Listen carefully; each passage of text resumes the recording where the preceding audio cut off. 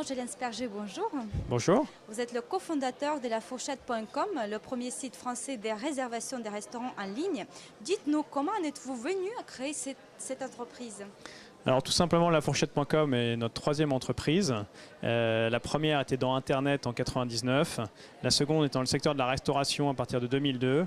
Et c'est vrai qu'en travaillant avec des restaurateurs, nous est venue l'idée de créer pour eux un service de réservation en ligne de restaurants.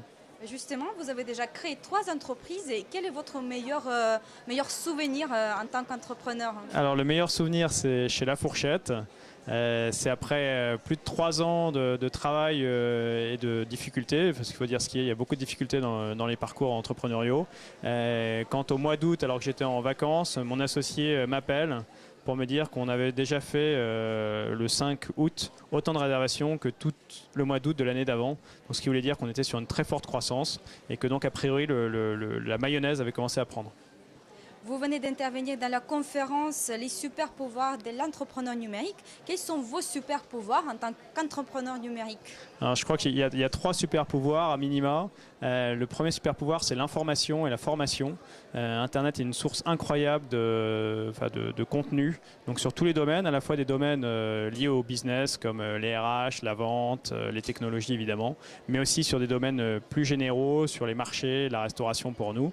Voilà, donc ça c'est le premier super pouvoir, c'est vraiment d'utiliser cette information globale, à la fois de l'information américaine, de l'information européenne, voilà, de toute origine.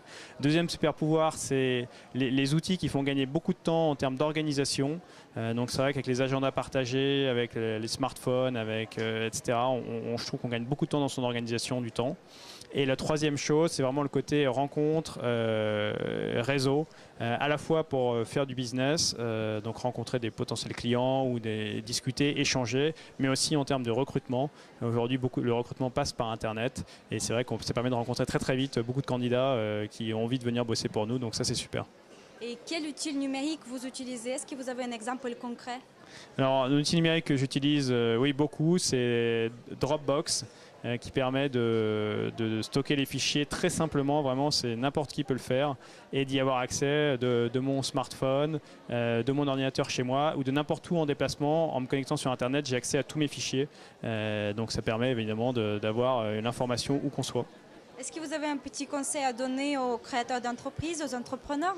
Oui, alors j'ai un conseil, c'est vraiment d'aller voir vos clients, vos futurs clients quand vous lancez le business, le plus possible, d'aller discuter avec eux, de ne pas hésiter à remettre en question votre modèle, votre produit, parce que c'est vos clients qui vous feront vivre.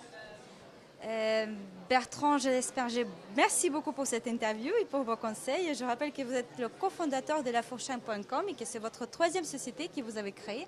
Bon salon, bonne journée, à bientôt. Merci.